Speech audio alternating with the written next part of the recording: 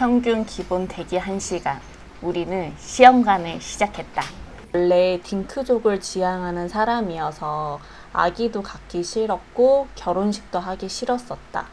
근데 이러한 부분들이 남자친구가 나랑 꼭 맞아서 이렇게 맞는 사람도 있구나라고 생각을 했는데 연애하고 1년 후 이 남자가 갑자기 생각이 바뀌어버렸다. 우리를 위한 애생 같은 사실이 계속 있긴 있는 것 같아요. 그럼 이미 끝났잖아. 그래도 해보고 싶은 것도 있어요. 좀 더 가족적인 우리의 어떤 그런 것. 계획은 말이랑 마루만 키우면서 우리 넷이서 잘 살자라고 얘기했었는데 말이랑 마리를 키우면서 아기를 갖고 싶다는 생각, 가정을 이루고 싶다는 생각을 남자친구가 하게 되었던 것 같다. 지금부터 우리의 이야기를 시작해 보겠습니다. 이렇게 찍으니까 무슨 사과 영상 올리는 거. 잠이 엄청 안. 안녕하세요 여러분. 오늘은 저희가 딩크에 대한 얘기를 저번에 올렸는데 너무 많은 분들이 봐주셔서 이제 시험관에 관한 영상이 올라가면 너무 생뚱맞을 것 같아서 그 부분에 대한 설명을 한번 간단히 해보려고 합니다. 저희가 만난 지 얼마나 되었죠? 지금 2년 하고도 거의 3개월 차 들어왔네요. 그러면은 그렇죠. 저희가 처음에 애기에 대한 얘기가 언제부터 나왔었죠? 작년 이맘때쯤인 것 같습니다. 작년 아니지, 훨씬 전이지. 훨씬 전인가? 작년 언제였지? 초였어 거의. 이제 봄 막 됐을 때 1년 넘었어. 그때 검사 결과지 봤었잖아. 1년은 제가 처음에는 저희가 만났을 때 이제 오빠도 결혼식에 대한 생각이 없었고 저도 그 생각은 이제 동일했었고 이제 저는 옛날부터 애기에 대한 생각이 없었고 이쪽도 만나기 초반에는 분명히 애기에 대한 생각이 나는 없는 사람이다 이렇게 하면서 이제 만남을 시작을 했는데 갑자기 1년 정도가 지나니 돌변을 해서 마음이 바뀌었습니다. 원래는 이제 군대를 갔다 오면 바로 결혼을 해서 바로 자식을 낳고 사는 거를 사실 되게 당연시하게 생각을 했었던 사람이었는데 그런 부분에 대한 시기나 이런 부분도 생각하지 않고 점점 이제 일에 대한 욕심만 점점 커지다 보니까 그리고 그 외적으로도 해야 할 것들이 항상 있었던 삶을 살다 보니까 어느 순간 친구들 결혼식도 가지 못하게 되고 항상 이제 저는 주말에 남들 결혼하거나 할 때도 주말에 오히려 더욱더 바쁘게 지내는 그런 직업을 가졌기 때문에 결혼식이라든지 이런 거를 차츰차츰 가지 못하게 되면서 저 또한 굳이 그게 어떤 또 의미가 있나 라는 생각을 하게 됐었는데 그러다가 이제 형주를 만나서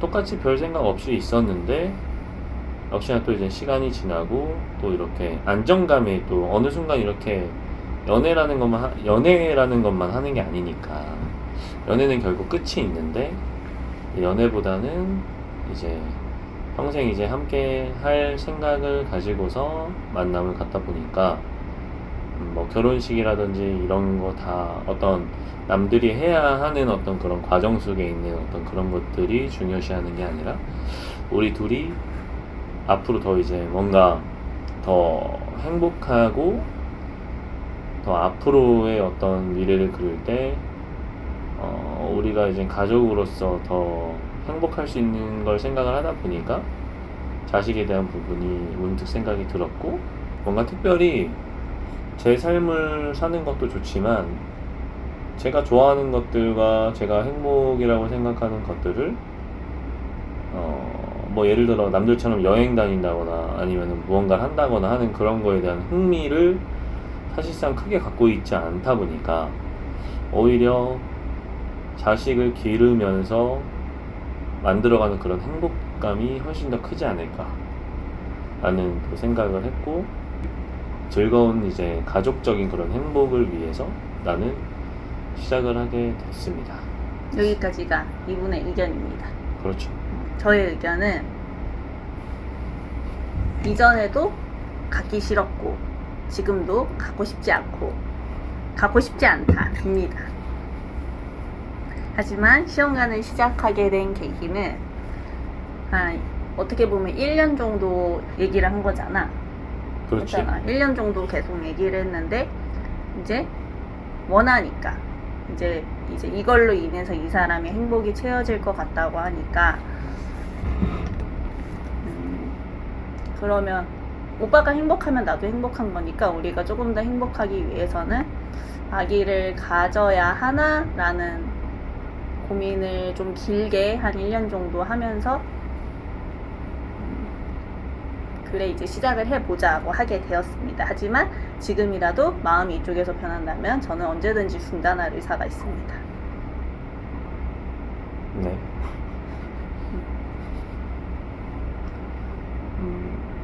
근데 사실 표현을 이렇게 해도 제가 사랑하는 이분의 스타일은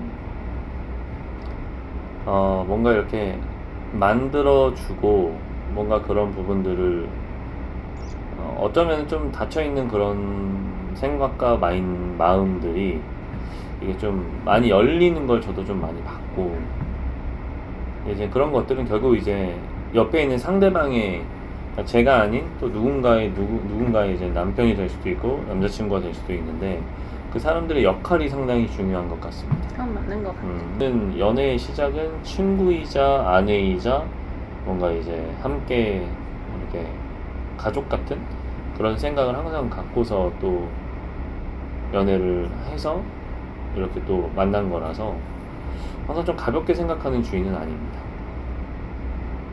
이게 요점이 뭐야? 이야기의 요점은 함께 만들고 함께 만들어 가야 되는 거지, 누구 하나가 꼭 무조건 원한다고 해서 그거를 무조건 맞추려고 하는 것보다 이건 100% 맞춘 거야? 그렇지. 근데 이제 그런 100% 맞춘 부분들이 내가 보기에는 분명 저를 또 많이 배려해주는 또 제 와이프라서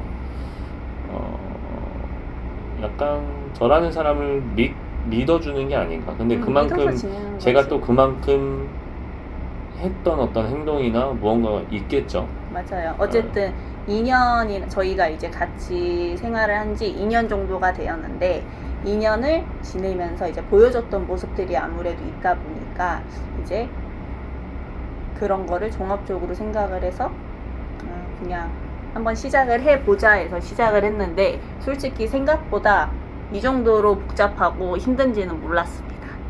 생각보다 매우 힘듭니다. 남자들은 사실 특별히 할 게 없습니다. 남자가 모든 부분에서 좀 마음이 넓어야 되는 것 같아. 나 몰라라 하면 안 되는 것 같아. 나 몰라라면 하면 안 되고 좀 어쨌든 혹시라도 이제 와이프가 주사를 본인이 놓는 걸 원해서 본인이 놓는 경우에도 그 시간에 같이 있는 시간대라면 물론 내가 주사는 놓아주지 않지만 옆에 있어주는 게 전 좋다고 생각을 하거든요. 근데 약간 그건 있어요. 그러니까 약간 예전 같은 제 삶을 돌아보면 주사를 왜 못 맞아? 혼자 맞으면 되잖아 라고 충분히 생각할 수 있는 부분이 있는데 그걸 그렇게 생각을 하는 순간 그건 잘못된 겁니다. 예, 잘못된 거라고 저는 말하고 싶고, 내가 혹시나 얘는 왜 뭐 주사 맞는 게 왜 무서워? 근데 여러분들이 아셔야 되는 게 사람은 다 각자 다릅니다. 다르기 때문에 너무 자기 생각 안에서만 어떤 틀을 계속 맞춰가려고 하는 사람들은 혼자 살아야 돼. 그치, 혼자 사는 게 저는 맞는 것 같고, 자연스럽게 융화되고 사람을 배려할 줄도 알고 이 사람이 이런 삶을 삶으로써 인정해 줄 줄도 알고, 전 존중이 되게 중요하지 않나. 얘 왜 이래? 왜 짜증나게? 이게 아니라 이 사람은 이럴 수 있으니까 그러면 내가 또 이렇게 또 한번 참고 누를 수도 있는 거고, 사람이 마냥 뭐 좋은 것만 보여지는 게 아니니까 서로 두 사람이 만나서 살다 보면 서로 다른 사람이라서 약간 그런 거 있잖아요. 뭐 청소 같은 것도 가끔 보면 뭐 이혼하시는 분들 보면은 뭐 청소를 안 한다, 뭐 한다 하는데 그런 것들 자체가 서로의 어떤 어쩌면 자존심을 좀 내려놓지 않고 살아서 문제가 되지 않았나. 사실 별거 아니잖아요. 뭐 치우는 거를 싫어하면 상대방이 싫어하면 치울 수도 있는 걸 습관화할 수도 있는 건데 대체적으로 내가 이걸 왜 치워야 돼? 네가 치우면 되잖아. 이런 식으로 생각을 하는 순간 모든 게 이제 문제가 되는 부분이라서 두 사람이 어쨌든 삶을 살아가는 방식이 같아서 행복을 찾는 구조도 같다면 함께 해야 되는 게 맞지 않나? 모든 걸 같이. 맞아. 여기서 중요한 게 오빠는 이제 그게 항상 별게 아닌데 해줄 수도 있지 별게 아닌데 그걸 왜 못 해줘? 라고 생각하는 마인드 때문에 안 싸우는 것 같습니다. 중요한 건 그게 중요한 것 같아. 그냥 져주면서 그 누구지? 그 주상욱? 배우 주상욱 씨? 그 잘생긴 그 주상욱 씨 있어. 주상욱이랑 무슨 뭐 한기로니까 한기로. 아니 그게 아니라 주상욱 씨가 결혼하고 한 7년인가를 한 번도 안 싸웠다는데 이유는 딱 하나라고 합니다. 그냥 와이프가 뭐 예를 들어 이거 왜 여기다 놨어? 라고 얘기를 해도 이게 왜 여기 있지? 그냥 이렇게 치우면 된다. 그런 식으로 이제 풀어가는 그런 과정의 차이. 근데 나는 싸우는 것도 중요하다 생각해. 되게 잘 싸워야지 잘 그러니까 이 사람과 싸웠을 때 얼마큼 우리가 잘 싸우고 잘 화해하느냐에 따라서 그 관계가 오래 갈 수 있는 거지. 7년 동안 안 싸우다가 한 번 크게 싸워서 그걸로 이제 끝나는 경우도 있잖아. 싸우는 방식이 서로 안 맞으면. 그럴 수도 그러니까 싸우는 방식이 좀 잘 맞아야 오래 간다고 생각을 합니다. 저는 개인적으로 만족합니다. 그래서 두 번째, 저희는 사실혼으로 시험관을 진행합니다. 사실혼으로 진행하는 거는 법률혼과 이렇게 사실혼 두 가지로 시험관을 진행할 수가 있는데 저희는 호적적으로 이렇게 혼인신고를 한 관계가 아니기 때문에 사실혼으로 이제 등본에 1년 이상 거주한 내역이라던가 이제 이런 거를 바탕으로 사실혼으로 시험관을 진행을 하고요. 결혼식을 하지 않는 이유는 저는 결혼식을 예전부터 하길 원치 않아서 진행을 안 했던 거고 이분은 저도 솔직히 말씀드리면 너무 허례의식 같은 느낌. 그리고 삶을 살다 보니까 모든 사람들한테만 뭔가 잘하고 살진 못했거든요. 약간 어렸을 때는 저도 저만의 틀에 너무 갇혀서 살다 보니까 뭔가 사람 간의 관계를 쉽게 끊어내고 이제 지금 와서는 굳이 그렇게 했어야 됐나라는 생각을 하면서 후회도 하지만 어쨌든 지금 삶에서 어떤 부분을 보면 누군가를 초대해서 누군가를 뭔가 하기에도 사실 자신감, 그러니까 있는 사람이 뭐 많지 않기 때문에 굳이 거기서 스트레스 받아가면서도 누굴 초대하고 뭔가 남들한테 그 내 행복을 보여주기 위해서 그렇게 하는 것도 너무 싫고 그리고 특히나 이제 부모님들도 자식들 열심히 키우신다고 열심히 사셨는데 그러다 보니까 아버지 같은 경우는 사람들로 인해서도 많이 피해를 보셨었고 근데 그런 부분에 있어서 굳이 우리 부모님 자식들 잘 키워주셨는데 뭔가 이런 사람에 대해서 또 스트레스를 받거나 뭔가 부족함을 느끼는 게 또 너무 싫어서 저는 어렸을 때부터 아예 결혼식에 대한 생각을 아예 안 했었고 그리고 사람이라는 게 결혼을 하든 결혼을 뭐 서류상으로 무언가를 하든 안 하든 결국 헤어질 사람들은 헤어집니다. 그래서 굳이 그런 부분에 어떤 포인트를 두는 것보다는 좋아하는 사람이고 좋아하는 사람이 더 행복하고 그러니까 둘이 행복하게 잘 살면 되는데 정말 살다 보면 또 아닐 수도 있는 부분들이 있겠지만 정말 아니라면 그냥 헤어지더라도 뭐 특별히 꼭 결혼식을 해야 된다거나 뭐 이런 거는 중요하지 않다? 아니 그건 사람마다 다르지. 중요한 사람이 네, 있을 수도 저는 있지. 그런 생각을 합니다. 그냥 저는 결혼식 자체를 하는 게 귀찮습니다.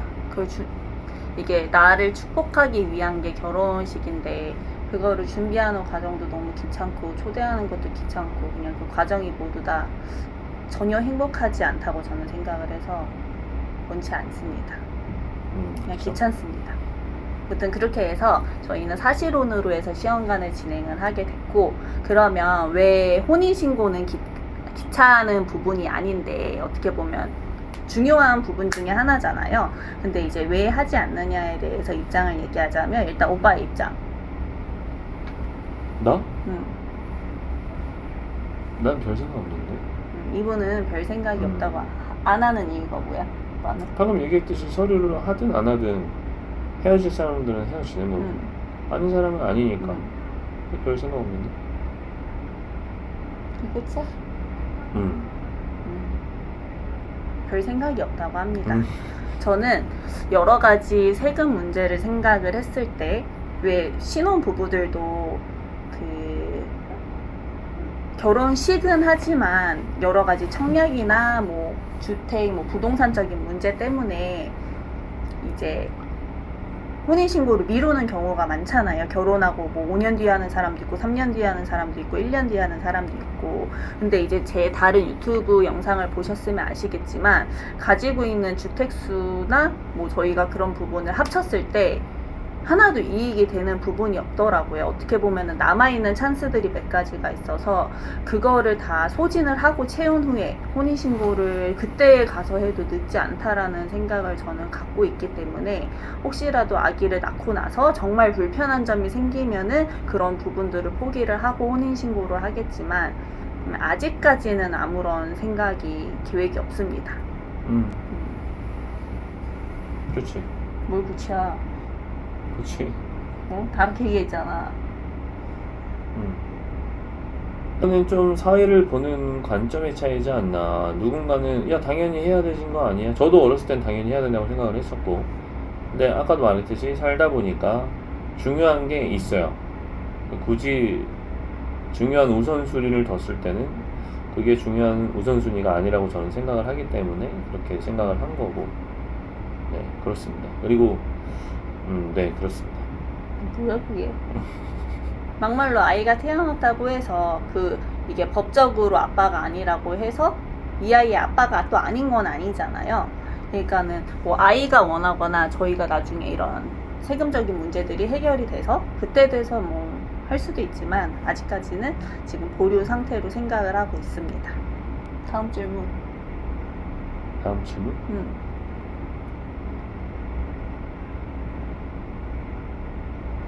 없는데. 뭐 다 없어. 뭐 다 모르고. 질문? 나 지금 너무 졸려. 다음 질문. 오빠가 하면서 뭐 생각했던 것들이 있잖아. 어떤 가족이 되고 싶나요? 와, 어떤 가족이 되고 싶냐? 너 진짜 나랑 생각하는 게 너무 다르다. 알았어. 어떤 가족이 되고 싶냐? 어떤 가족이 되고 싶으십니까? 내가 물어봤잖아. 아, 어떤 가족이 되고 싶냐고? 전 지금이랑 비슷했으면 좋겠습니다.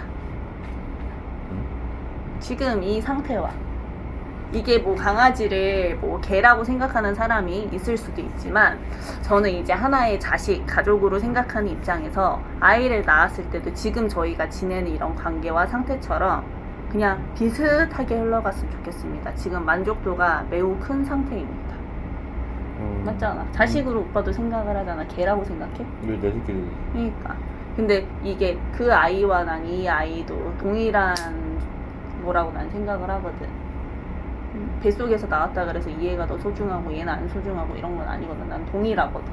그렇지. 그래서 지금의 상태처럼 그냥 비슷하게 흘러가면 행복의 만족도가 높을 것 같다 라고 저는 생각을 합니다. 오빠는 뭔데? 그렇답니다.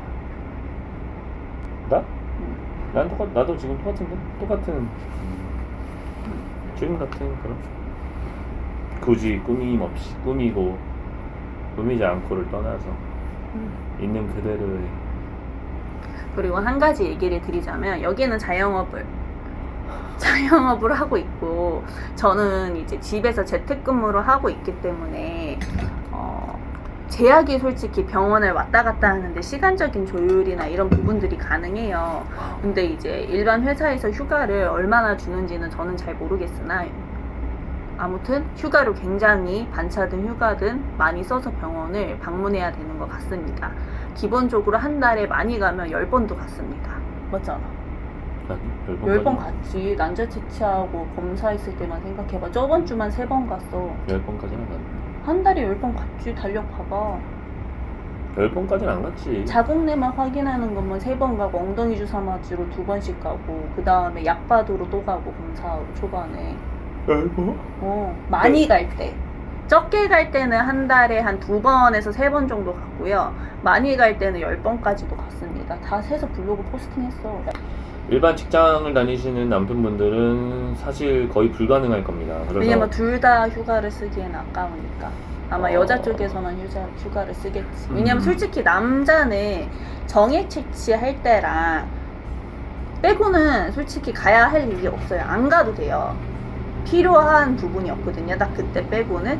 근데 심리적으로 이게 함께 하는 거다 보니까 시간이 된다고 하면은 시간을 내서 저는 같이 가는 게 좋다고 생각을 합니다. 그래서 저는 한 번도 빠지지 않고 같이 항상 병원을 갔습니다.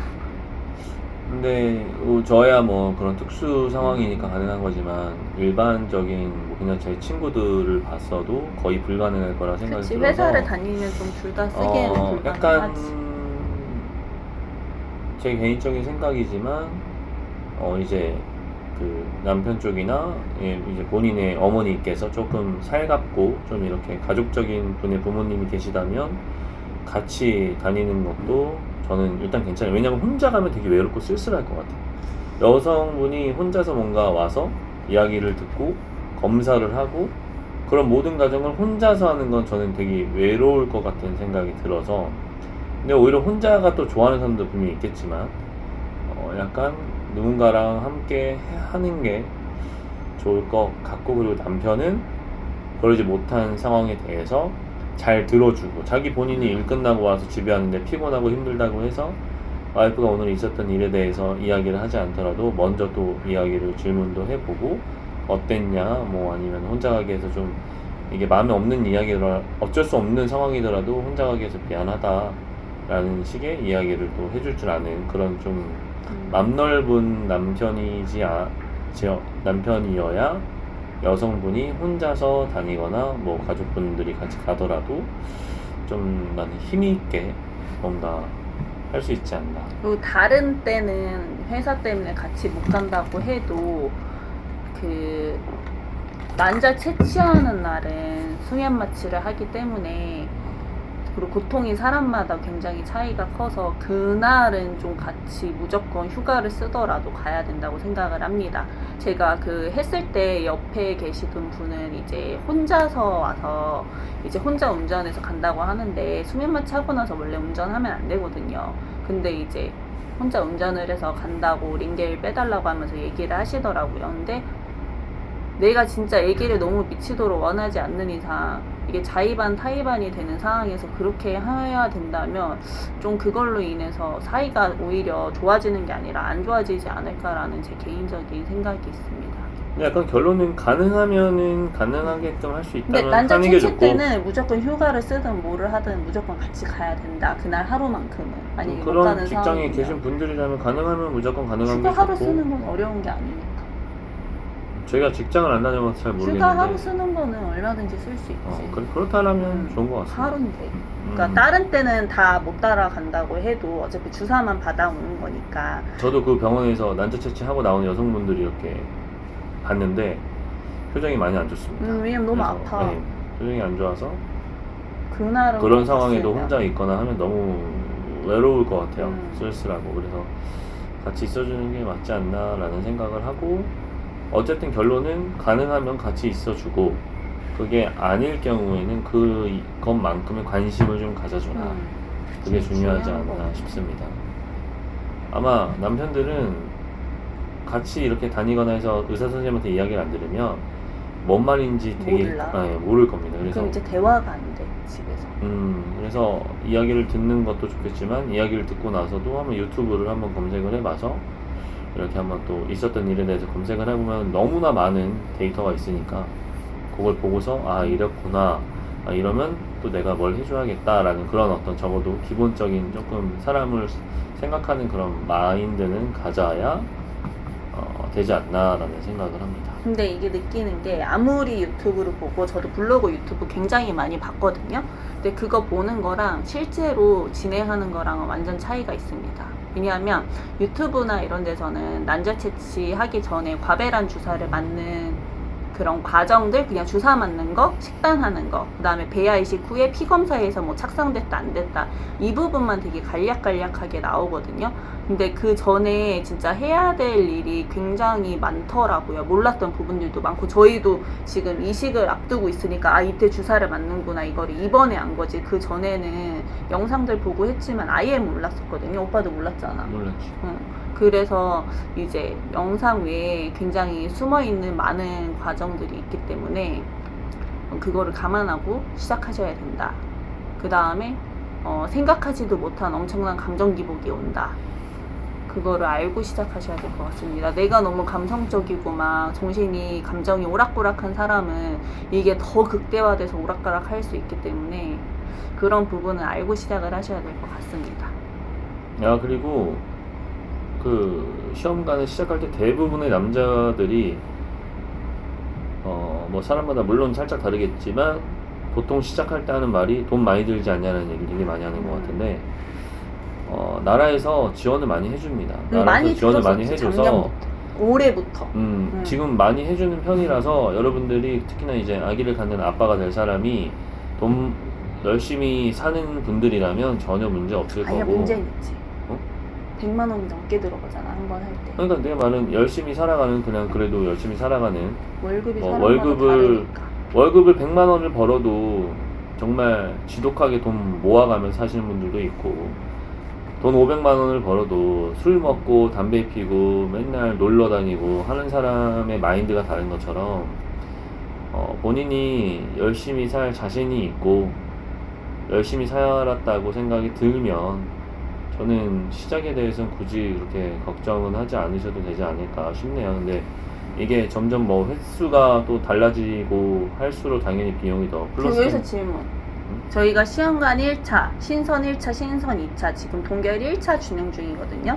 신선 1차 때 얼마가 들었는지 아시나요? 그거 그건 알고 얘기하시나요? 그건 모르지. 신선 2차 때 얼마 들었나요? 몰라. 이거 봐요. 모르는데 지금 이렇게 얘기하잖아요. 저는 블로그 포스팅 제가 아래다 적어 놓겠지만 1차 때 들어갔던 비용, 2차 때 들어갔던 비용, 지금 동결 1차 하면서 들어갔던 비용에 대해서 정리한 게 있거든요. 아래다가 링크 띄워둘 텐데 생각보다 많이 듭니다. 이게 그 과정에 따라서 이게 다른 건데, 신선 1차랑 저희가 이제 이번에부터 달라진 거는 소득을 보지 않기 때문에 모든 부부들에게 이제 난임 부부한테 비용이 이제 전액 지원이 되는데, 이렇게 비용이 일부분이 지원이 되는데, 이게 사람마다 채취하는 과정이 다 다르잖아요. 저를 예로 들면은 저는 시험관 1차 때는 난자 채취까지만 했습니다. 난자가 너무 조금 나와서 난자 채취까지만 하고 1차가 딱 끝이 났고, 그래서 지원금이 남았습니다, 많이. 근데 지원금이 남았지만 이제 개인적으로 써야 되는 그런 비보험이 되는 금액들이 있거든요. 뭐 약이라든지 주사라든지 이게 다 모두 지원을 해주는 금액에 속하는 건 아니니까. 그래서 이제 일정 부분의 비용이 들었고 대신 지원금은 남았고 이런 상황이었고, 2차 때에는 이제 난자 채취까지만 그때도 했거든요. 근데 이제 동결해놨던 게 있기 때문에 동결 비용 같은 게 빠져나가면서 지원해줬던 110만 원을 다 썼고 오버가 돼서 제 비용을 또 냈습니다.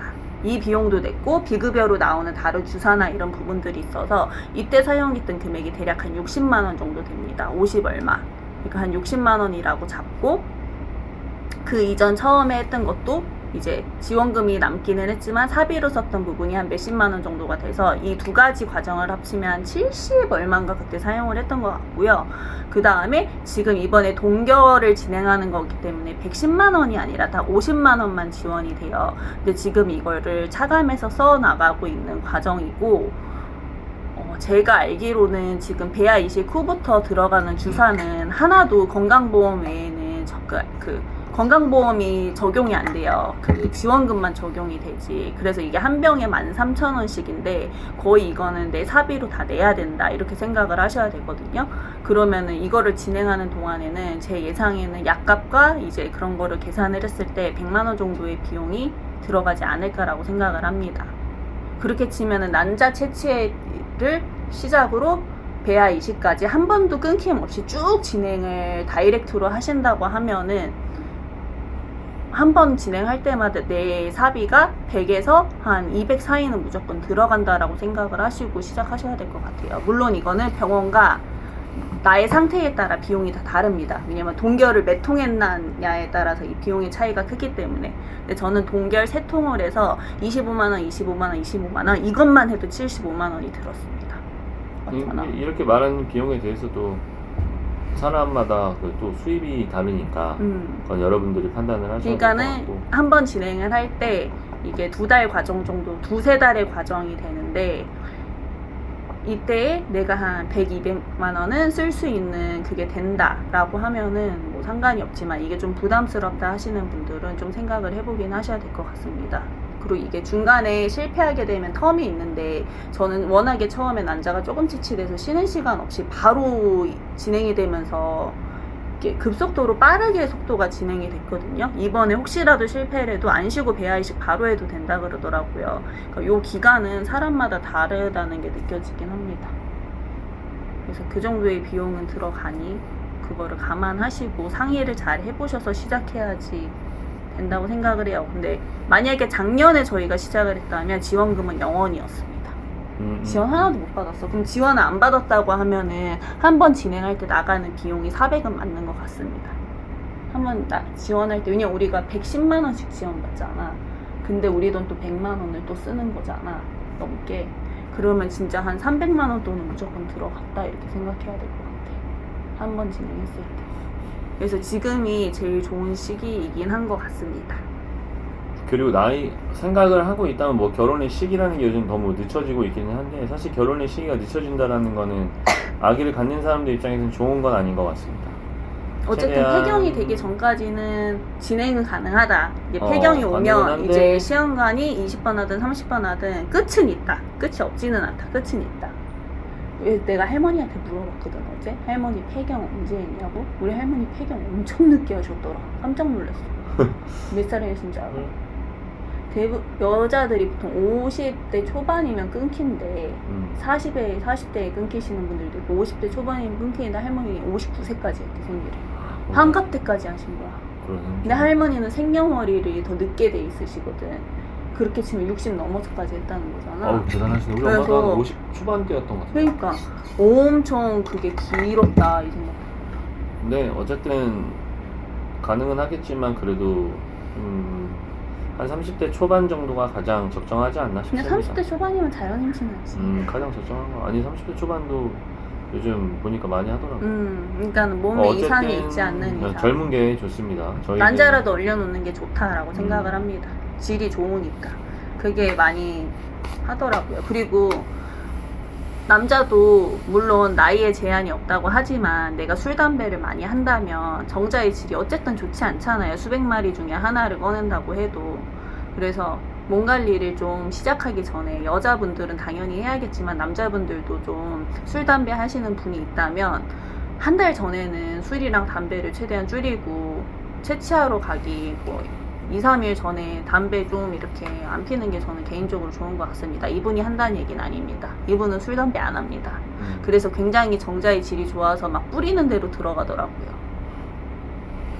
조금이들 좀 강하지.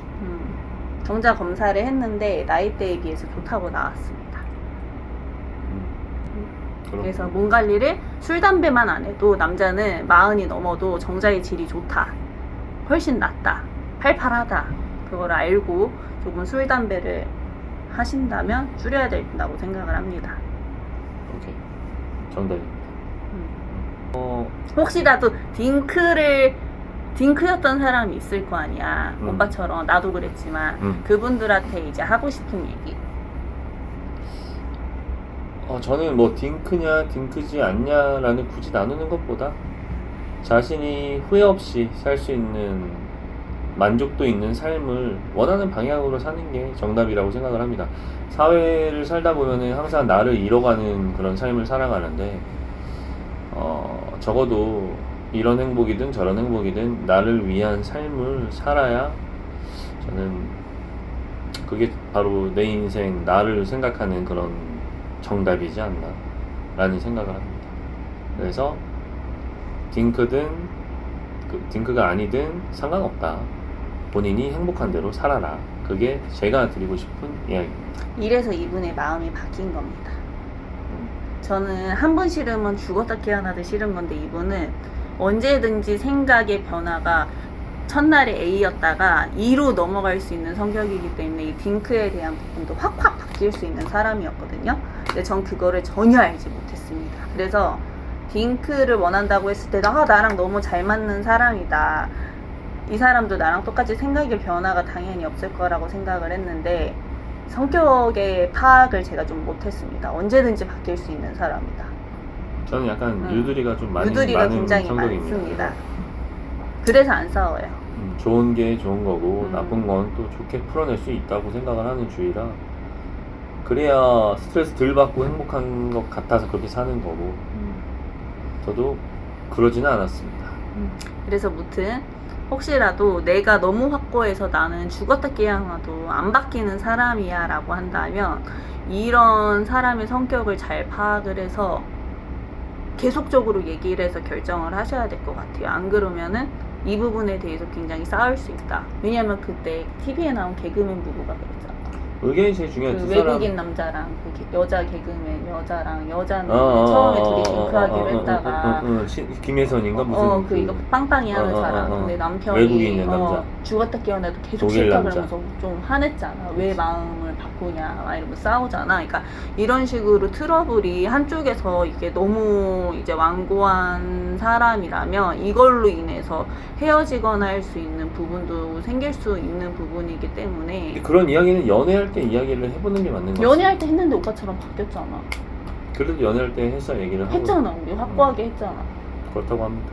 그래서 처음 영상에도 싫어라고 하면서 나왔었던 게 있잖아. 그래서 이거를 처음에 이 사람이 싫다고 했더라도 성격에 따라 언제든지 바뀔 수 있는 사람도 물론 다 있잖아요. 다 성격이 다르기 때문에. 그래서 그런 부분을 진짜 잘 얘기를 해서 조율을 해야 될 것 같습니다. 네, 정답입니다. 감사합니다. 그래서 오늘부터 시험관에 대한 부분의 업로드를 시작할 예정이니 뭐 궁금하신 분들은 보셔도 되고 아닌 분들은 스킵하셔도 됩니다. 어쨌든 자세하게 그런 부분에 대해서도 다뤄보겠습니다. 다루기 전에 이렇게 얘기를 해야 될 것 같아서 갑자기 생뚱맞게 시험관을 올리면 뭐지 하실 수 있잖아요. 얘 남자친구 여자친구라고 했는데 왜 갑자기 시험관이지 하실 수가 있어서 이런 부분에 대한 오해가 있을까봐 제 영상을 찍어봤습니다. 그리고 저는 분당에서 로맨티코라는 테일러샵을 운영하고 있습니다. 정장 필요하시면 언제든지 문의주세요. 감사합니다. 응?